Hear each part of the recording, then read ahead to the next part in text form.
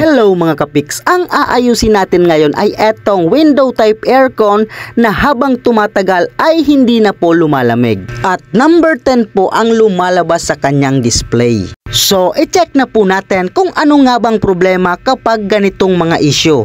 Okay, i-reset muna natin yung ating aircon. Kaya't bubunutin natin at ipa-plug ulit.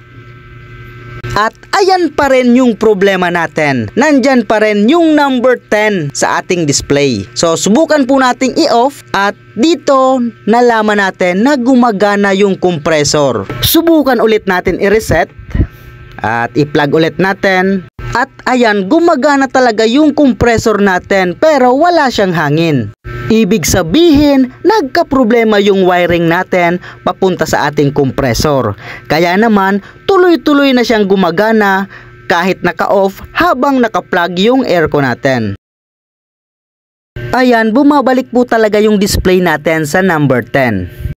Hindi po yan normal dahil po ang pinakamababang setting po natin ay number 16 lamang. Kaya't buksan na po natin para malaman na. At ayan na nga bang sinasabi ko, nag-build na ng yellow yung ating unit dahil nga tuloy-tuloy na gumagana at hindi nag-o-automatic na namamatay yung ating aircon. At eto na nga, nabuksan na po natin yung wiring ng ating aircon. At eto po yung naging problema. Nasira po yung relay ng ating compressor, kaya naman tuloy-tuloy nang gumagana at hindi na nag-o-automatic off, kaya naman uminit, natunaw at nangitim yung ating wire. Ayan po siya. Yung isang linya kasi ng ating relay, yung output niya ay direktang pupunta dito sa ating compressor. At yung isang linya naman, yung input niya ay galing mismo dito sa line 1 or galing dito sa pinaka-plug niya. Ayan. Kaya naman kapag naka-plug po siya at dahil sira yung relay natin ay close contact na po siya at direktang nasusuplayan na po yung compressor natin. Kaya naman tuloy-tuloy po siyang gumagana.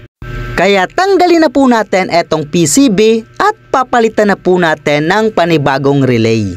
Kung ganito rin yung problema ng aircon ninyo, same unit, same issue, same problem, tapusin nyo po hanggang dulo para may matutunan po kayo. At kung nagustuhan nyo po yung video ito, please like and share, and follow nyo na rin po ako dito sa Facebook, YouTube, and TikTok para updated po kayo sa mga bagong uploads, bagong video, bagong tutorial, panibagong kaalaman, 'di ba?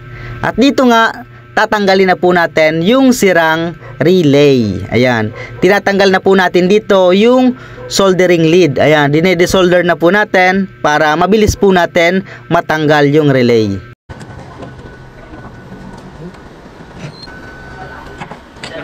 Ayan. Natanggal na po natin at ayan po yung itsura niya. Eto na rin po yung pamalit natin. Ayan.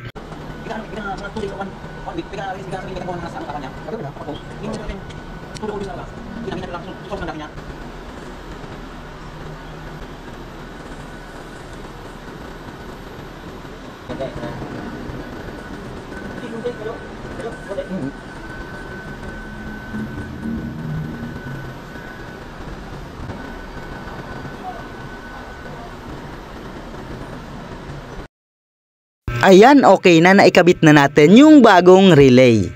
So, ibalik na po natin sa dati.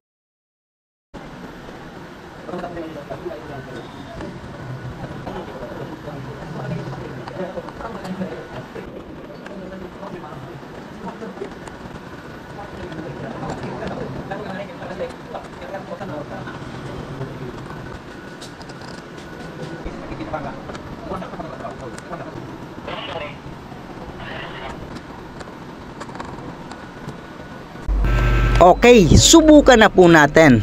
At eto na nga. Gumagana na po yung ating bagong palet. Ayan. 16 yung setting natin. Then lalabas yung room temperature. Ayan, 32. Yan po yung tama. So, bababa yan ng bababa hanggang ma-meet niya po yung setting natin. Depende sa lamig po ng kwarto natin. Ayan, okay na po siya. Right? Gumagana na po yung unit natin. Ayan, malamig na. Nag-uumpisa na pong lumamig. Ayan. Ayan, okay na po siya. Thanks for watching. Bye-bye.